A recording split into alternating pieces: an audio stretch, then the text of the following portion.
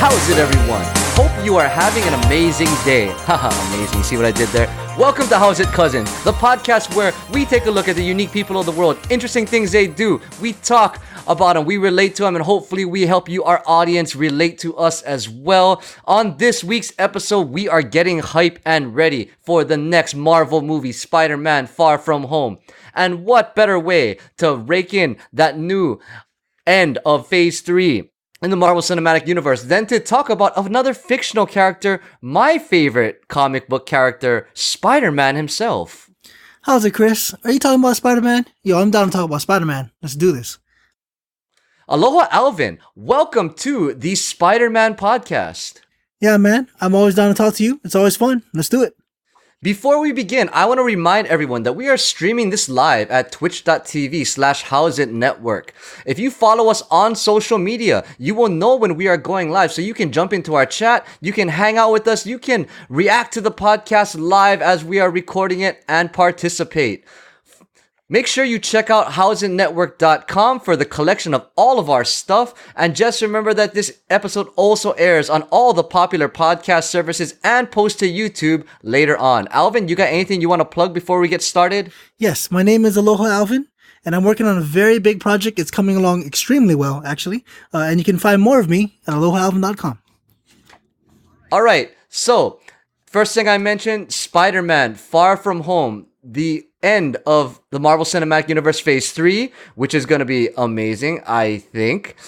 Coming to theaters July 2nd, so hopefully you're hearing this show either live or it'll release the week of the movie release, so you can get your full Spider-Man hot takes from us. I'm not actually sure where the phase lines are. Is this the new movie or is it the end of the movie of the phase? You know what I mean? I don't actually know. This is the end. Oh, so we're certain of that. Yes, we are certain. They have announced that this is the end of Phase 3. You know, in a way, that's crazy to me because I would have said Endgame being the end would make more sense. Having said that, the numerous, well, from the trailer, references to the previous movies would make me believe this is the end, which again is kind of weird. But hey, Spider-Man, right? So why not? Hey, it's a way to do it. I mean, it's kind of like an epilogue, so to say. True. That's a good way of putting it. I mean, if you have 22 chapters... Endgame was the huge, cap on the story, and Spider-Man is going to kind of take us forward, because Endgame was definitely an end, but there was no look forward into the future. That's a good point. So, I mean, I highly doubt they're going to reboot things, but this is clearly not a reboot, so I could totally see it being part of it. So that's cool. That's cool. Wait, what do you mean by reboot? Like, I've wondered that before. That's all. I don't think they will. Oh, Spider-Man? No. Well, after this. You know, like, if a new Iron Man is coming, because we don't know, right? Could be a new Iron Man, a new Cap, we don't know. But this is clearly still tied to all the stuff we do know. So, epilogue, I think, is a very appropriate word. It's a good choice. I think that's how it's been described online. Are you familiar with the goings-on of this movie? Like, what the premise is? Have you seen the trailers? I definitely know stuff from the trailers, and then I know a little bit more because stuff was thrown at me. So not too much. I kind of want to go blind. I don't know how much you know. Well, I don't know a whole lot either, but we do know that the big bad is Mysterio. Yes. Or, sorry, Mysterio's in the movie. Not necessarily he's the big bad, but there are suspicions, right? Correct. That is true. What is your prediction for this movie so far? Ooh, okay. We touched on this before, and I will say that to my knowledge, Mysterio has always been bad, so I do expect him to be bad. Having said that, and I guess this is spoilers for Captain Marvel, Skrulls are usually pretty evil, generally. They're considered the bad guys. So who knows? They might change that up. And if they did that, though, it'd be like, I have no idea who the villain is in this movie, which would be an interesting take as well. So I guess prediction was a bad word. I guess I would say more. What are your thoughts? Okay, sure. A writer point of view, and this is fun. I read this for Naruto, actually, and I consider it a very good series with a lot of depth. So anyway, in it, the writer says, if you were to change certain things, you can change some stuff, and the audience is like, okay, cool. For instance, if your main characters live in, I'll just say, New York City, then that's cool. You can change, say, your main character's best friend. See, that's a change, and the audience will be like, this is kind of weird, but you're still in New York. You still got your main character, and it's cool like that. But if you change the main character, you change his friend, and you change the location, and you try to tell people it's the same story, people can't really follow along. Having said that, clearly this is Spider-Man, literally, quote unquote, far from home, but it's still Spider-Man. You know, I'm pretty sure I saw Zendaya in the trailer as well, and I'm pretty sure Ned is there too. So it's like, okay, cool. So in this case, changing the venue. I don't know how that's gonna go. The trailer made it seem like, hey, we're on vacation, done, time for action. So we'll see how that plays out. The way the trailer makes it seem, I question if they even needed to leave, you know, the United States. But hey, it looks cool. I say, why not? I wonder if that whole being in Europe is gonna play into the story some. I mean, I assume it will. Well, I mean, on that note, the flip side of that is I can't name a European hero. There's got to be some. I don't know them that well. Captain Britain enters the MCU on this movie. Go for it. Okay, well, I mean, see, right? So I feel like I'm grasping, but that's correct. And in that same sense, I guess Union Jack and Puck, Captain Britain's cousin or sister is Psylocke. So I don't think they're gonna play that card, but who knows? So yeah, it'll be interesting. It'll be interesting. So we're gonna talk about Spider-Man. That's a hot take on what we think of the movie. I actually think also Mysterio might be bad. Who knows? But I do think that there will be some surprises, and I think that we'll be positively entertained, I guess is the best word that I can describe it as. Just like in Spider-Man Homecoming, when, spoilers for a movie that's a few years old, when Michael Keaton's Vulture character, Adrian Toomes, was the father of the girl that Peter Parker liked, right? That was a big, like, stinger. Yeah, that was cool. I feel like this movie will have that too. We'll see. Oh, okay. Mysterio has a daughter. You heard it here first. Take your pick. Take your pick. But yeah. But okay. I wanted to talk about Spider-Man this week because for me personally, and I'm not sure if you agree, Spider-Man is definitely one of my favorite comic book characters. And I'd like to really look into the why. I'm not sure if you have an affinity for Spider-Man like I do. Okay, so here's the weird thing, and I can't stop saying this about Keanu Reeves, and I just feel bad. Will Smith, I can say I am a Will Smith fan. And simultaneously, I feel weird saying I'm a Keanu Reeves fan, which is dumb because I love so much of his stuff. In that same sense, I don't run around saying I'm a Spider-Man fan, but that's also, Really? yeah, it's dumb. I enjoy so much Spider-Man stuff. You know, I love the art. I love the style. It's so unique. I don't run around saying that. That is weird now that I think about it. But I am definitely a fan. Oh, there's very much fun stuff. When I thought about it, when we were going to talk about Spider-Man, I like to think that Spider-Man as a relatable character, you know, when you're into comic books and Marvel, yes, partially because he's a kid. So this is from an X-Men thing I was reading. I thought it was pretty good. Actually, it might have been something else. But anyway, Johnny Storm is there. He's doing his thing.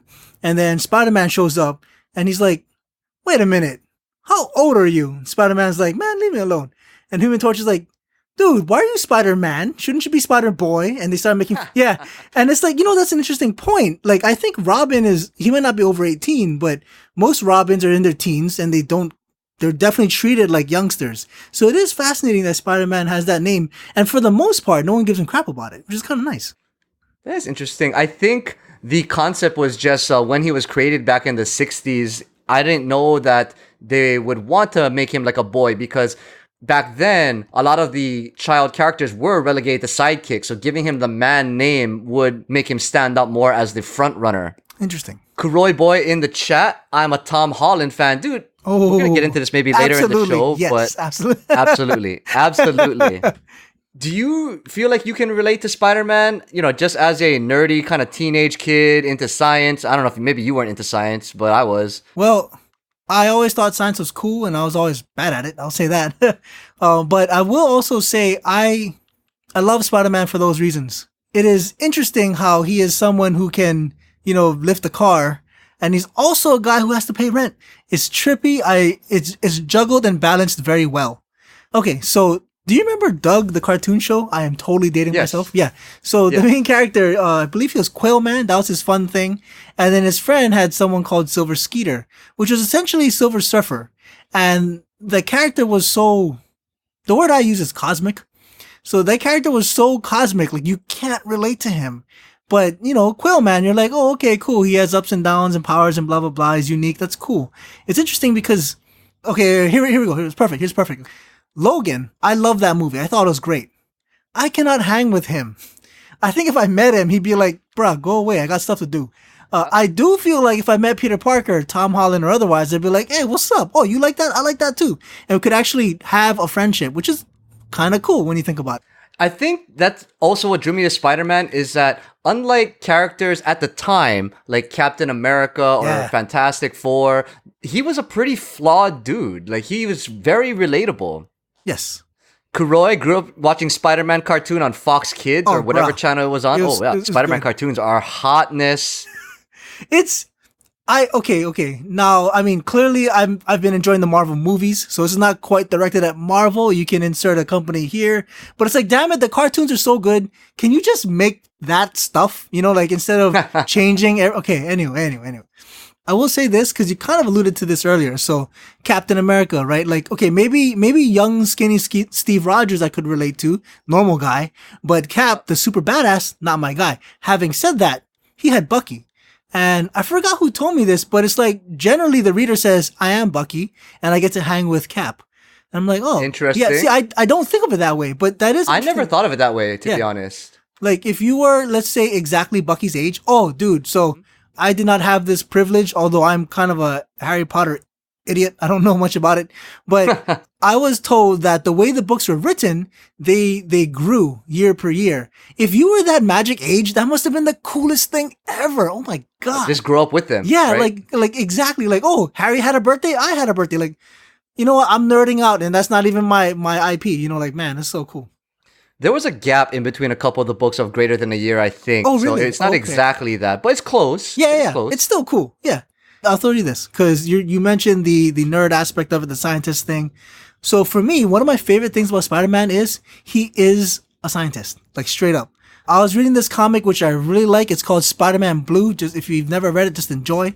Anyway, there's a part where the Rhino is going crazy. He's just beating up things and all that stuff. And then Spider-Man has a piece of Rhino's skin. And then he goes to Kurt Connors, the lizard guy, and he says, Dr. Connors, can you help me with this? And then Spider-Man now, not the scientist, Spider-Man says something like, you know, if we could separate the polymers that are attached, and then the lizard's like, bro, I forgot you're a scientist. That's right. Okay, let's have a science conversation. And I love that moment. That's so cool. You know, winning battles with your brain, all that stuff, man, I love it. Kuroi in the chat, Tom Holland was in the Final Fantasy Shadowbringers commercial, and I was like, yep, buying it. Was he? I didn't know that. He was, yeah. Cool. I forget exactly, but he was playing like Death Knight or something like that. Oh, sorry. Tom Holland was not Tom Holland, Parker. not Spider-Man. Tom Holland. Okay, that's still cool. Interesting. Okay, nice. Yeah. I'm with it. Yeah. Okay, cool. No, yeah, I really like that Spider-Man. I mean, he was genius level scientist though, right? Like, yes. I will say this. I think in the first Spider-Man movie, so Tobey Maguire, that movie, he has webbing. Wait, was that the one? Yeah, anyway, one of the Spider-Man movies, he doesn't make the webbing. He just has it. And I'm like, no, you don't take that from him. You know, he's a genius. And I love that he does exactly right. It's so much better when he designs it. I love it. That's so cool. It's funny we talk about the genius scientist Spider-Man and how that's pretty cool. But what about the more recent Spider-Man and arguably one that's a little more popular in the most recent year or so, Miles Morales? What are your thoughts on that? It was interesting. Okay, so I read the stuff where the writers in the back of the book, they'll say stuff like, I did these things for these reasons. For instance, sometimes you'll see like 7 costumes for the character, and it's cool to look at. So anyway, the writer, I believe, from Miles was, Brian Michael Bendis. There we go. I'm pretty sure that's the right name. So anyway, yeah, okay. So in the back, he was just writing stuff, and the thing is, so when a character is really old, like in our timeline, not the storyline, when he's been around for multiple decades, they tend to change things. And if I remember correctly, Spider-Man is like, I don't know about a millionaire, but he's okay in the money. And some other things have changed too. And I guess Brian Michael Bendis and some other people were having a conversation like, are we drifting too far from Spider-Man? So the question was, do we want to bring Peter Parker back? And then the flip side question was, what if we make a new one? So then, of course, it's like, well, what do we do? How do we do this? You know, what do we change? I don't know if this applies to Miles. It probably does in some way. But there was a comic where Spider-Man had to go take some photos and he comes back and then he's getting yelled at.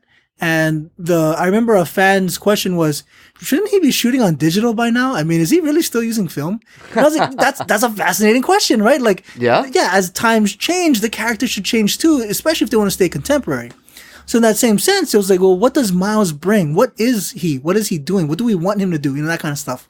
So, yeah, I think one of the questions was, should the Spider-Man we're creating, should he be a minority? And I was like, oh, interesting. So again, they played with it some more, and you see it in Spider-Verse. I thought it was a great movie. Everything flows. Oh my God. What I find very interesting, and I'm not really sure how this came to be, is that Miles actually has powers that are different from original Peter. Oh, okay. The whole camouflage and the electroshock thing, it's different. Yes. And I'm curious as to why that was, because I will say one of the coolest Spider-Man powers from old comics and new is Spider Sense. I thought that was very unique. Yes. And made him stand apart from other superheroes. But they added onto that with invisibility and electroshock. Okay, so this is a question that I've never actually asked anyone. Like, if Stan Lee were alive, this is something I'd love to ask him, or someone else, by the way. Shout out to Stan Lee, awesome guy. Okay, anyway, so Cyclops, all right? You see him, pretty normal dude, and then boom, eye lasers, super eye lasers all over the place. Okay, otherwise normal dude. Iceman, pretty normal dude, but then he got ice powers. Then you got Superman. Heat vision, frost breath, flight, super strength, super speed. I'm like, damn, dude. And I remember I saw a comic where, I'm not going to get into it, but essentially there was a whole team of dudes and they only had one of his abilities. And I thought that was funny, like an entire team, X-ray vision also, of course, super hearing, why not? What? So combined, they're the Superman, basically? No. Okay, so to break it down, there's an alternate universe and they're trying to kill Superman and Batman. And Superman and Batman are like, bro, who are you and why are you attacking us? And they're like, you killed my blah, blah, blah. And they're like, you guys got the wrong guy. Stop fighting us. So eventually what happened was, I guess someone, I forgot what it was. They got into Clark's head or something. But that's like, they had a frost giant, okay? Wields an axe, frost moves, badass. Another one could fly, right? So eventually I think Bruce figures it out, surprise. And he's like, hey, doesn't this feel familiar? All their abilities? And then, what it was pretty much not copy paste, but cropping out and making multiple dudes. Okay. Anyway, what I'm getting at is Spider-Man, and I don't know why this is. I do know I enjoy it. I do enjoy this. He has a lot of abilities, actually. It's kind of weird when you think about it. Like so the webbing thing, you could argue he created, but that's still part of his repertoire. And then like the super strength, the agility. Man, I love his agility. By the way, that's one of my favorite things. Todd McFarlane, Spider-Man, swinging all over the damn place in them weird ass poses. Love it. Love it too much. But yeah, it's like, why does he have these abilities? Now, in that same sense, if I were having this conversation with the writer of Spider-Man, I'd be like, why not add something else? So invisibility, I think, is one way to put Miles into the big leagues. And what I mean by that is when you're a noob sneaking around, like we know this from D&D, it's hard to sneak around. If you don't know what you're doing, you're going to get caught and you're going to die. So giving him invisibility, hey, why not? Get him in there. The electric thing, now that's way out of left field for me, but that might be the point. I don't know if, like, say, Spider-Gwen has different abilities. I don't know if 29 has different abilities. Do you know all that? I don't know if Gwen or the other ones have abilities. All I know is Miles. In the movie, they made it pretty clear that Miles was the special one. Okay, true.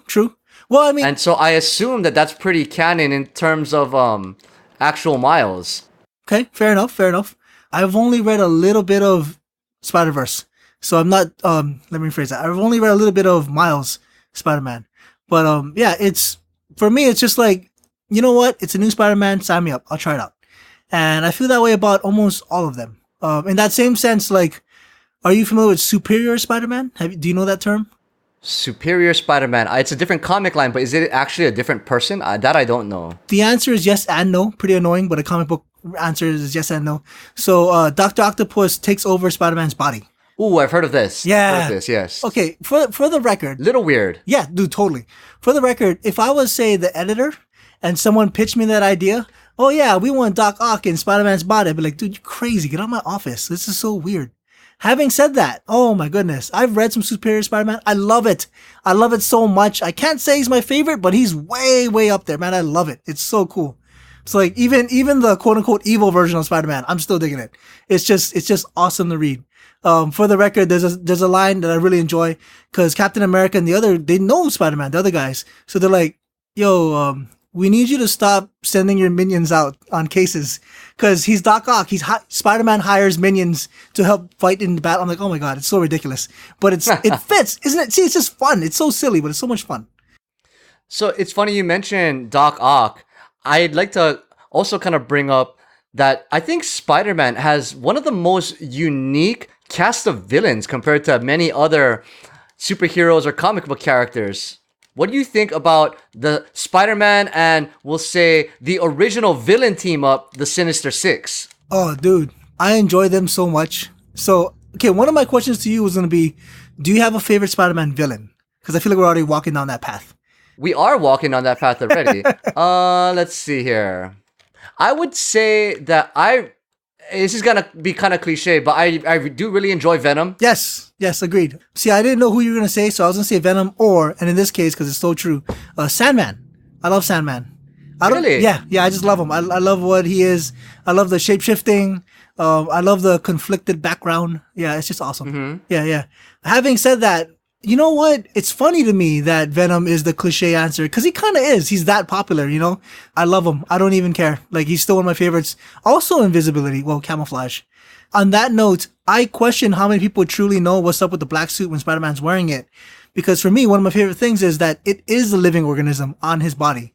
They don't play with this too much in the movies, but I know in the comics, there's a part where, say, Spider-Man's getting beaten up, you know, he's hurting bad. And before he goes unconscious, the symbiote grabs a wall and pulls him away. I'm like, oh, that's cool. You know, it's like a 2-man team. I love that stuff. I think that's the coolest thing about Venom, in my opinion, is the parody. I've always kind of liked when heroes and villains, you know, meet their equal, I guess you'll say. It kind of gives you your match, so to say, but it also gives you a spin of, like, if your favorite hero turned evil, what would that be like? What is the embodiment of that? I have a friend before, he loved Smallville more than anyone, ridiculously. He just loved it. So anyway, we would talk about it and he'd tell me about parts where he really enjoyed Evil Clark or Red Kryptonite Clark. And then I thought, oh, interesting, right? Because people do dig that.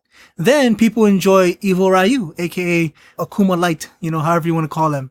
Then people love, like Red Hulk, you know, Hulk but evil, stuff like that. And it's like, man, I'm noticing a theme, you know, like, because Mega Man had some of that too, I believe, a little bit. There's a lot of characters where there's an evil side, and for whatever reason, that seems to really stand out. Now, the funny thing is, with Spider-Man, it wasn't even evil, it got pretty bad, but it was more aggressive, which was cool too. In the Spider-Man cartoon, which was awesome, there's that scene where Spider-Man with the symbiote starts whooping on Rhino. Oh my god, it's so good. I don't know what that is. I think that's everyone or the normal person with their, you know, their baser instincts and wanting to, like, do all the cool stuff and have all the fun. So yeah, I will say Tobey Maguire dancing in Spider-Man 2 is still weird. My brain cannot unsee that. Kind of sad, kind of happy, kind of funny. Do you know what that Spider-Man 3. Yeah, you got to get that that right. 3? Sorry, it was 3. You're right. Spider-Man 2 was actually really good. Yeah, that's right. Oh my. You know what? I don't know why, but the internet seems to be like tears loving of Spider-Man 2. Ridiculous. Exactly. That's my point. But Spider-Man 3 is like notoriously hated. Yes. Oh, it's so sad because it has Venom, character you like, Sandman, a guy I like. People still hate it. For the record, though, no offense to Eric Foreman, I'm forgetting his name, but yeah, he's not Venom in my head at all. Tom Hardy, much better Venom. And it's not just the comical side, it's a different flavor to it. So it was weird. But yeah, Sandman, for the record, was very well done. People just didn't like him, and that's okay. But in the movie, he was well done. He cared about his kid, you know, tried to do the right thing. Love all that stuff.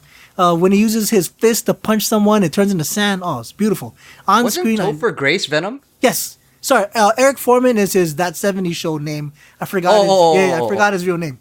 Yeah. See, I never got into that 70s show. Oh, fascinating. I never got into it that much, but I did watch something. Yeah. Yeah. Okay, so I'll admit that I actually haven't seen the new Venom movie. But you say you prefer Tom Hardy as Venom compared to Topher Grace? Yeah, there's a lot of things about that. Yeah. I've actually heard and read things that Tom Hardy was like an okay Eddie Brock. It's like not the greatest performance. Eddie is in the comics. He's a pretty sad dude in general. So it would be a mistake to fully transfer that over to screen, I think. I think it would have been a little depressing. For instance, there's a YouTube short film. I cannot name this man, but this was before the Venom movie, like way before. And people were like, get him, make him the new Venom. Look how cool he is. So anyway, you watch, I'll just say X amount of minutes. And then for like 2 minutes, you see the end. So anyway, for X amount of minutes, you see some guy be a reporter, pretty normal dude. And then the last, I'll say like I don't know, 2 minutes, the last 30 seconds is the Venom symbiote eating a guy or killing a guy or something violent. Jeez. Yeah. But it's supposed to be cool. Well, anyway, people are like, look how cool that is. That should be the new Venom. I'm like, you know what? I don't know if that's the Venom I want to see either. And I don't know if that's the Eddie I want to see either. So there's a lot of twists and turns on that. I mean, it's like the Wonder Woman thing. There were many women who were like, yo, cast me before, Gal Gadot was the one. So that's a hard call. I mean, I'll say it again. I always say it. I'm really bad at casting. So I don't know who would have been the perfect Venom. For the record, this was a long, long time ago. Wizard magazine. I don't know if I'm dating myself. I don't even know if that thing's still around. So anyway, they were saying Spider-Man movie coming, or it should be coming. Let's do this. Come on, guys, let's make it a thing. And the Eddie they had was, I forgot who it was, but it was a guy that was an NFL lineman. God. Yeah. Part of the Eddie Brock gimmick in the comic was, I am so angry at Spider-Man. I'm going to work out all the time because I'm just so angry, which fits because, he doesn't like Spider-Man. So yeah. I guess if you read that comic over and over, you would think he needs to be a huge dude. It was an NFL lineman, if I remember correctly. It was an interesting choice. Yeah. And I think even like Mary Jane Watson, I was like, what? So they were casting random stuff too. The only one that I saw before that still fits and everyone just unanimously agrees, Patrick Stewart. Yeah. As Charles Xavier? Yeah, exactly. What? Yeah. Oh, okay. Yeah. Okay. Oh, because this is like a decade before the movie, right? Like, who should play this? Yeah. So it was interesting. But anyway, I want you, also chat, just type it in there because I am curious. My question to you is, what does spider sense mean to you? Like, what is it in your head? What does spider sense mean to you? So to me, it's like that, I'll say, ironically tingly feeling or that sense of anticipation. Okay. When you just have a feeling that something is going to happen, either based on intuition or based on actual physical sense, whatever it may be. I wasn't quite going that way, although that's a good point. For the record, I've read before that Spider-Man has gentle tingling and it goes up to like blaring loud music in his skull, kind of a distraction. Now, what I'm getting at is, okay, say Spider-Man is over there. I'm going to shoot a bullet at him because I want to kill him. Okay, he's going to dodge it because he has spider sense. That's how that works. Now, the flip side, and we saw this in the Andrew Garfield movie. If I shoot a bullet at a woman standing next to Spider-Man, nothing about spider sense should come into play here. He's not in danger. The bullet isn't heading towards him. But there's a scene in that Spider-Man movie where there's electricity and it's about to kill all these people, and Spider-Man reacts to their danger. I'm like, wait a minute. So that was generous. Another thing was, there's a comic where Spider-Man gets lost in the sewers. He's fighting the lizard and it's just confusing down there. He doesn't know what to do. But instead of being stuck, no problem. Navigates easily, boop, he's out. And I think Mary Jane was talking to him like, what's up with this? And he goes, yeah, like I can even navigate a dark room without even worrying about stuff. I'm like, okay, what? So it's a maze hookup. It's a danger sense for other people as well. And after a while, I'm like, I don't actually know what spider sense is. Like, I think I know what it is, but it seems to change. So I was wondering if you had that going on in your head. Not really. Okay, I always considered spider sense a thing that would be when something's going to happen to you. And almost physically, right? Like there is true. A car like coming right at you and you kind of sense it, whether it's through hearing or whether it's through just the wind moving. But I feel like spider sense is the anticipation of that earlier, or at least the recognition of that happening before it actually happens. I was explained this by a friend, so I don't know if this is like the exact explanation from the comics. So anyway, there's a guy. He's like Spider-Man, but we don't know his deal because he's so mysterious. But he's like from the future, I think. He has spider sense dialed up to like 50. And in his case, he can just see the future. It was interesting because I read something once. I'm like, what is happening? And my friend was like, oh, this guy can see the future. That's what he's doing. So like, that's the variation on spider sense. You know, like how Miles can like shoot electricity in some ways. Yeah, this guy, he could just see the future. I thought that was an interesting writer take on spider sense. So do you think that these, we'll say, little variations of spider sense are because of the various different writers that write Spider-Man comics? Oh, dude, totally. Yeah. That's a normal, unfortunate thing. A great example is, Superman. I know how strong he is, I think. And the flip side of that is there's a comic, and I'm not exaggerating, where Superman sneezes and then planets move. This What? was it was a long, That's a little long. bit much, honestly. Yeah, no, exactly. It was a long time ago.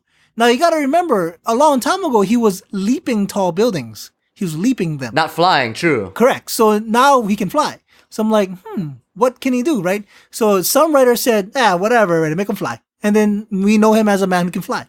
So it's an interesting twist in that sense. And after a while, it just becomes canon. A great example is I've seen Superman race light. There's a beam of light and he's racing it. It's ridiculous. So anyway, a man who can move that fast should never, ever, ever, ever be hit by Doomsday, ever. It just, 0 punches would land. You'd be moving too fast.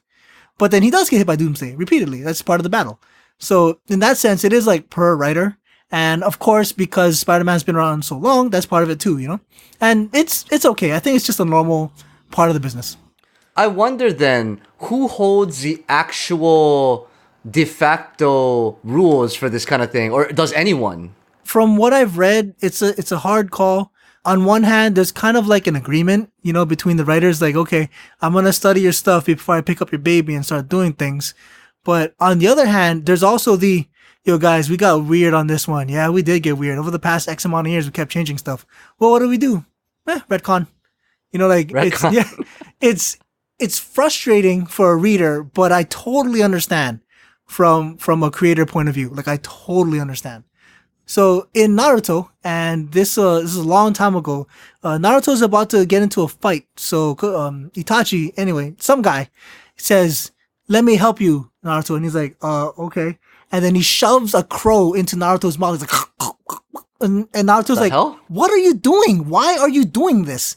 And Itachi's like, "One day you will understand." And that's it.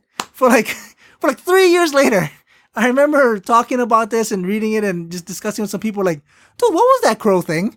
And I've had more than one person say, I have no idea what that crow thing was. So then the agreement, and we're kind of making fun of the author, but the reality is like, man, that dude's juggling 50 things a day all the time. I don't fault him for forgetting about that one crow from like 100 issues ago. Anyway, that was eventually addressed, by the way. It was essentially a super shield to keep him alive in a bad situation. Fine. But I'm just saying, like, as a reader, you're sitting there like, did the author forget? I'm going to dump on George Lucas here because it's so popular and I barely know Star Wars. But I know there's continuity errors there too. Now, the beef here is he likes to say, it's all connected. I knew all the stuff. You know, everything's connected. To which I would say, then you did want the brother and sister making out. That's kind of weird. See what I mean? Like, there's always these issues. So if you could just say, screw it, retcon, done. It's like, I get it. You know, like, I really do get it. A great example would be, I want Spider-Man to be even younger. Let's change that. Okay. You know, I want Spider-Man to be older. Okay, let's try that too. So that can't work in a normal storyline, you know? But if you retcon, then it's okay. All right, before we go on, Yes. we want to remind you guys that today's episode of the How's It Cousins podcast is being brought to you in part by Team Me brand. They are a lifestyle brand based out of Hawaii, where we are both from, that does streetwear artwork and culture showpieces like their latest interview series with local hip-hop artists, both local to Hawaii and across the United States. These hashtag United individuals are building out their custom art merch line and would love for you to have and share their designs. I will remind you that all items are produced in limited quantities. Full disclosure, I am not affiliated with this company, but I have done work for them before and I'm doing a little work for them now. So you'll see that soon, hopefully. The one thing though is that they like to make sure that I look stylish on stream. So if you like the shirt that I'm wearing, the hat that I'm wearing, and you are interested in that kind of thing, go check out Team Me brand. That's TEAMMEBRAND on all the popular social media outlets, Team Me brand, and check out that hashtag that they always use, keep moving forward. So sorry to stop you in the middle of that very great cool, thought, very cool. but we've been kind of talking about the various Spider-Man continuities and interpretations. We like the fact that Peter Parker's a scientist, a genius. We like the whole retconning thing to some degree. Some degree, yes. Miles Morales was a very interesting change, but I'll bring it up to you now since we're midway through. Do you have a favorite Spider-Man incarnation, be it movie, comics, or otherwise, and why? Comics, I'll skip past that. So I'll go to the movies. I will say I did thoroughly enjoy the Andrew Garfield stuff. I'm just saying. Really? Yeah, Ah, okay. I feel like I'm in the minority there, unfortunately. But I You did might enjoy be. it. I Yeah. mean, that was like the cool Peter Parker, right? Yes. Angsty, cool, skateboardy Peter Parker. Yes. Really? You All know, right. I forgot if it was right after either Dark Knight or Man of Steel, but the problem people kept saying was, not everyone has to be dark. Why are you doing this? And for me, it's like, you know what? No, man, I'm still enjoying it. I'm enjoying the take. You know what? Okay, I'm gonna dump on Tobey Maguire here. So, or at least that incarnation. I didn't laugh much during those movies. It was just okay. Oh, cool. You know, Spider-Man on screen. That's pretty cool. But I did enjoy multiple Andrew Garfield things. One of my favorite ones was there's a guy, he's trying to break in a car or something. Spider-Man's gonna stop him, and he pulls a knife, and Spider-Man's like, "Oh no, my one weakness, small knife." Nice. You know, like Yeah. I laughed at that. I'm like, man, that was funny. You know, I enjoyed it. I enjoyed a lot of the stuff. Actually, I also enjoyed the fact that there was Emma in it. That was an interesting twist. Or excuse me, Emma Stone, Gwen Stacy, Gwen in it. Yeah, it was interesting. I enjoyed all that stuff. I love the lizard fights. That was cool too. For me, like it had a lot of good stuff going on, and I'm sad to know for sure that that'll never be a thing. No disrespect to Tom Holland. I like Tom Holland as well, but I think I like the Andrew Garfield version a little bit more. Interesting. That's cool. So I'm just gonna go ahead and say my favorite incarnation is probably Spider-Man and his super friends from the cartoon. Holy but that's smokes. like just being Woo! nostalgic. That's cool. Of That's the cool. movie Spider-Mans, I would say that the Tom Holland one, I'll be a fanboy there. I cool. really like what they've done with that version of Spider-Man. But favorite Spider-Man movie overall, Spider-Verse. I think that was very unique. They took a lot of risks in doing that.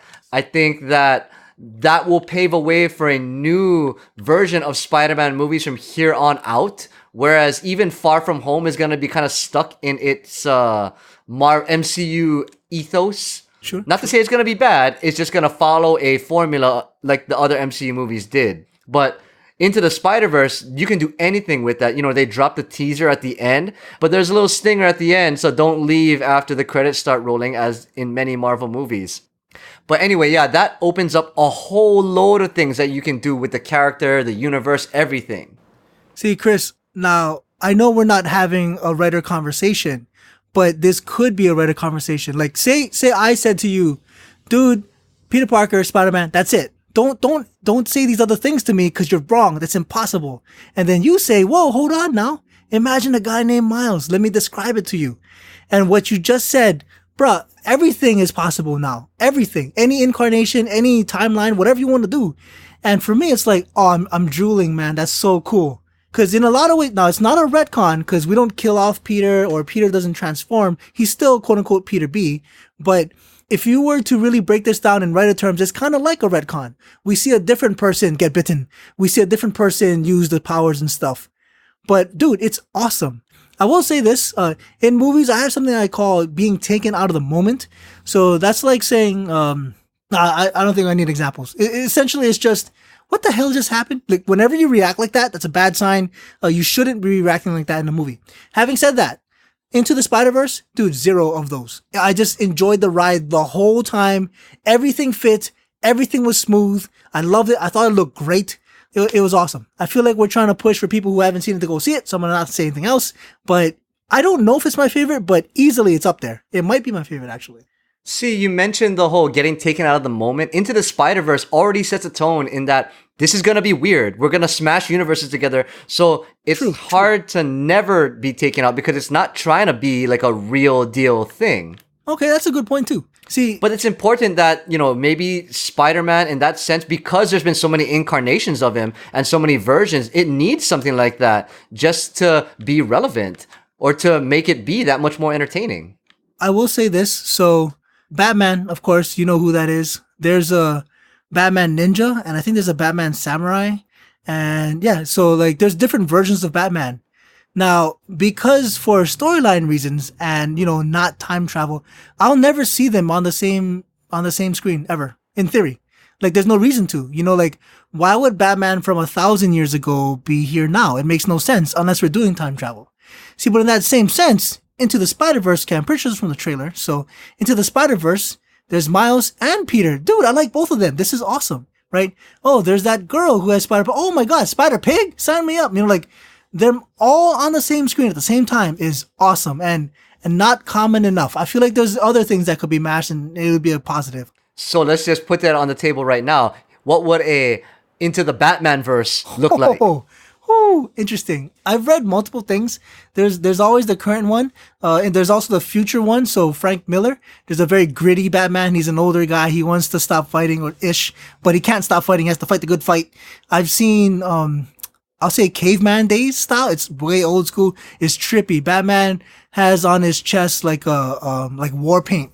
There's no gadgets. It's trippy. All that stuff. I've seen Batman without gadgets. I've seen Batman with gadgets and then some. I've seen Batman Beyond. Dude, I love Batman Beyond. Yo, in the chat, if you watch Batman Beyond, say something, please. I love that show so much.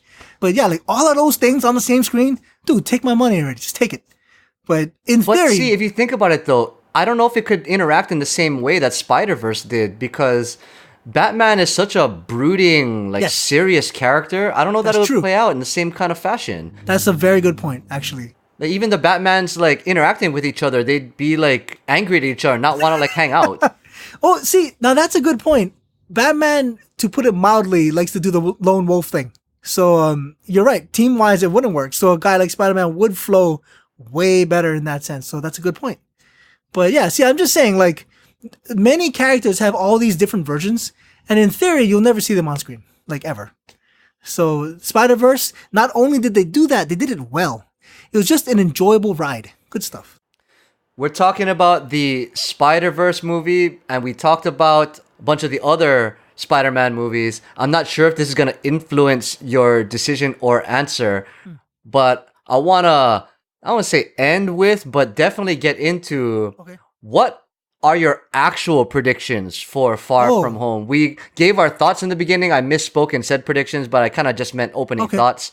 Okay. What do you think will be the twist? Hashtag spoilers if this actually does happen in the movie, but what would you say is your prediction of the plot / big stinger of Far From Home? Okay, so I did not think about this. I'm just throwing stuff out there. One of the fellow classmates becomes a superhero as well, and they start forming a younger team. Yes. I don't know exactly what that means. Yeah. Yeah. Any guesses on who? You know, okay, so in the comics, there is a Captain America, but it's not Steve, and I don't think he goes by Captain America. I think he calls himself Patriot. But either way, he is essentially a young Captain America. I could totally see him being a classmate. I could see them having fun, stuff like that. I don't know how old Hawkeye's daughter is, but bruh, in the comics, there's a girl who uses a bow and arrow, like, let's make this a thing. So I do believe, especially if they're planning on this, being like the last step or the first step or whatever to the next phase, that it would be like, it could be a bridge.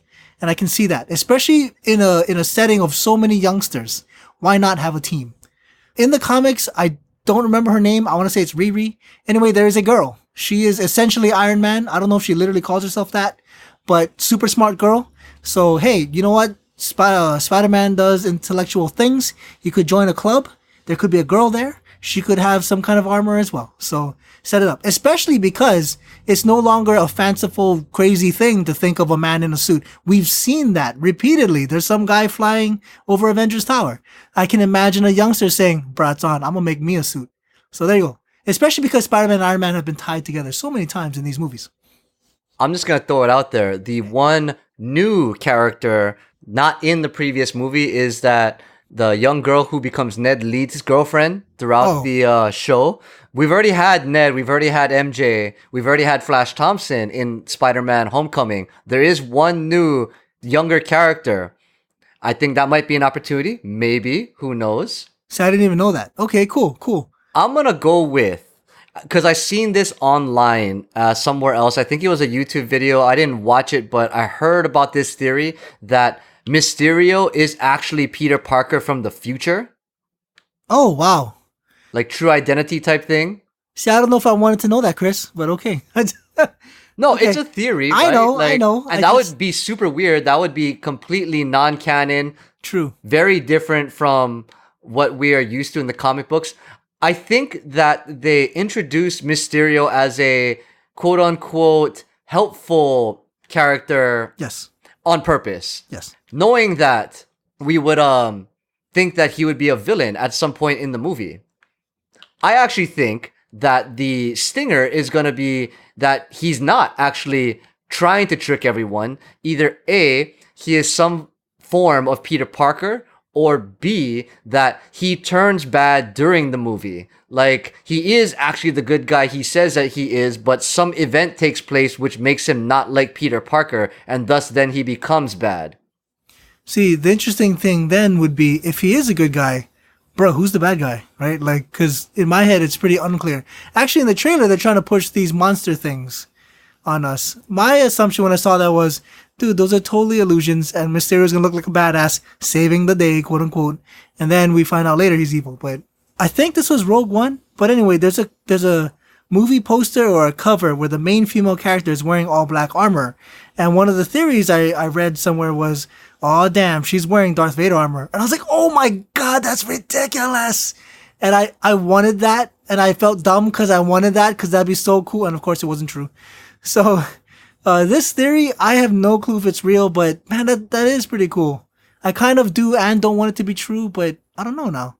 I've heard other theories. I'm not even gonna go there, but I don't usually combine martial arts and superheroes. But I remember thinking this a long time ago. It was probably after I watched like Drunken Boxing, the movie. So anyway, it dawned on me that, Spider-Man would be amazing at Drunken Boxing. He has the balance for all those weird forms. He has the power to strike from different angles. I thought it would be cool, actually. So my super random question to you, I guess, would be, one, what do you think of that? And two, have you ever done that? Or is there a martial art style you're like, man, I want this character to have this? I've been playing some of Spider-Man, the PS4 game. Okay. And a lot of his fighting style in this game reminds me of capoeira. Oh, that makes sense. Oh, that does make sense. Yeah, see, that fits too. The crazy kicks and stuff. A lot less drunken boxing, a lot more rhythmic capoeira. Okay, I get that. Dancing style fighting, good stuff. Fascinating. Do you have a favorite Spider-Man costume solely on aesthetics? Because I don't know the powers that well.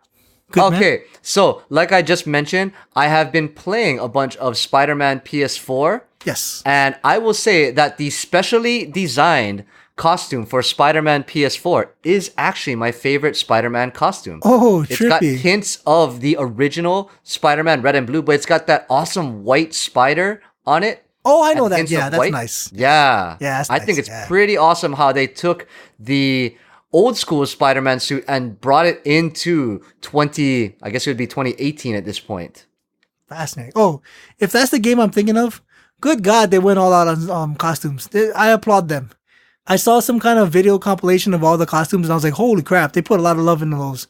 So that's pretty cool. Yeah. Yeah. This game is a true love story to the Spider-Man history because they have almost all of his original costumes from various issues in the comics.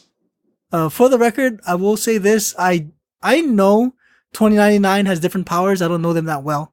I remember when I first saw the 2099 costume, and it was like a jaw-dropping moment, and I'm like, holy crap. And I recently looked at it again, and I'm like, nope, still looks amazing.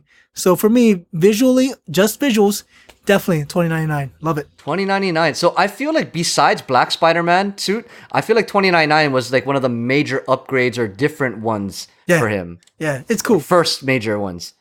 Albie Ruru in the chat didn't even know the suit changed, but the updated design does look really cool while still being ironically Spider-Man. Iconically Spider-Man, excuse me. Totally. Yeah. I know from experience from seeing it as well as hearing it for other characters, sometimes they design new suits and people hate them, So I will say for the most part, Spider-Man suits usually, one, feel like Spider-Man, and two, usually look pretty badass. I agree 100%. We want to thank everyone for joining us on the show this week. We are trying a few new things, so bear with, especially in the audio-visual department. Thank you for indulging us with our Spider-Man love here, and I hope everyone else is excited to see Spider-Man Far From Home. I'm going to try to see it as soon as it comes out. I don't know about you, Alvin. Yeah, that's the plan. If you like what you're listening to, this show will air on all the popular podcast services, including iTunes, Google Play, Spotify, Stitcher, and we'll have a video on YouTube. Follow us on social media so you can always see what we're up to. How's It Network on Facebook, Twitter, and Instagram. Or jump into our Twitch chat when we do the live recording of the shows, twitch.tv/How's It Network. And if you like that Alvini goodness, yo, I'm working on a very big project. It's coming along good. Please check alohalvin.com. There's new stuff. It's going to be there. I'm going to make an announcement there, of course. So anyway, big project coming soon. I write like how I speak, and if you enjoyed me today, I'm sure you enjoyed the site. And if you want to hear more of my stuff, I'm at How's It Chris on Twitter. Normally, I'm posting some dank meme of the day, what I'm thinking, or my love for Spider-Man. Just check it out if you want to see more. We want to thank you for lending us your beautiful ears. And just remember, it is not goodbye. We shall see you later.